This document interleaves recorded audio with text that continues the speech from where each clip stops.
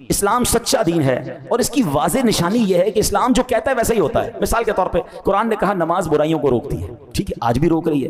آپ 5 وقت صحیح نماز پڑھنے والے کو دیکھ لیں اور ایک بھی نماز نہ پڑھنے والے کو دیکھیں، عموماً میجورٹی آپ کو دونوں میں بہت فرق آئے گا کہ جو پراپر 5 وقت نماز پڑھنے والا ہے وہ بہت ساری برائیوں سے رک رہا ہوگا، کیونکہ نماز اسے برائیوں سے روک رہی ہے۔ تو قرآن نے کہا نماز برائیوں سے روکتی ہے، آپ اپنی آنکھوں سے نتیجہ دیکھ لیں۔ اسی طرح اسلام کہتا ہے سود معاشیات کو تباہ کر دیتا ہے، سود جہاں ہوگا وہاں کی معیشت تباہ ہو جائے گی۔ اب آپ دیکھ لیجئے سودی لین دین سے معاشرے میں بحران پیدا ہو جاتا ہے۔ جو لوگ سودی کاروبار کرتے ہیں ان کے گھر بکتے دیکھے، فیکٹریاں بکتے دیکھی، تباہی آتے دیکھی۔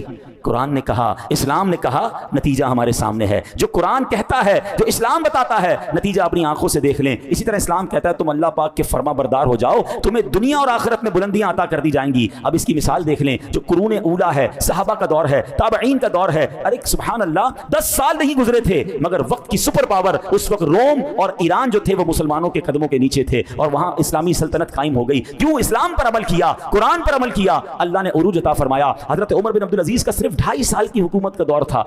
بتائیں 2.5 سال میں اتنا بڑا انقلاب کون لا سکتا ہے؟ معیشت وہاں پہنچ چکی تھی کہ لوگ زکوٰۃ لے کر نکلتے تھے، زکوٰۃ لینے والا کوئی نہیں ہوتا تھا، زکوٰۃ دینا چاہتے تھے، زکوٰۃ لینے والا کوئی نہیں ہوتا تھا، ہر طرف معاشی طور پر، اور اس طرح امن و سکون اور کاروبار بڑھ چکا تھا۔ کیا ہوا تھا؟ قرآن پر عمل کیا، سنت پر عمل کیا، شریعت پر عمل کیا۔ آج بھی اگر مسلمان 100% قرآن و شریعت پر عمل کرنا شروع کر دیں، ترقی سے کوئی نہیں روک سکتا۔ پرابلم یہ ہے کہ اسلام نے جو باتیں کی، قرآن نے جو باتیں ہم تک پہنچائیں، ہم عمل کرنے والے بن جائیں، نتیجہ خود سامنے آنے لگ جائے گا۔ اے میرے پیارے اسلامی بھائیوں، اب آخری بات سن لیجئے، اسلام کی حقانیت پر بات ہو رہی ہے۔ آج سائنس کا دور ہے۔ الٹرا ساؤنڈ کی مشین اس وقت جب ایجاد نہیں ہوئی تھی، سائنسدان ابھی تحقیق کر رہے تھے کہ ماں کے پیٹ میں بچہ بنتا کیسے ہے، اور جناب بیٹا ہے یا بیٹی ہے کسی طرح ہم اس کو پہچان لیں۔ امریکہ کا ایک ڈاکٹر تھا مارشل جانسن، وہ بھی اس تحقیق کی ٹیم میں شامل تھا۔ ایک مرتبہ اس کی ایک مسلمان سے ملاقات ہوئی۔ ملاقات کے دوران مسلمان نے قرآن مجید کی ایک آیت سنائی، وَقَدْ خَلَقَكُمْ أَطْوَارًا، ترجمہ حالانکہ اس نے تمہیں کئی حالتوں سے گزار کر بنایا۔ ڈاکٹر جانسن کرسی پر بیٹھا تھا، جب اس نے آیت سنی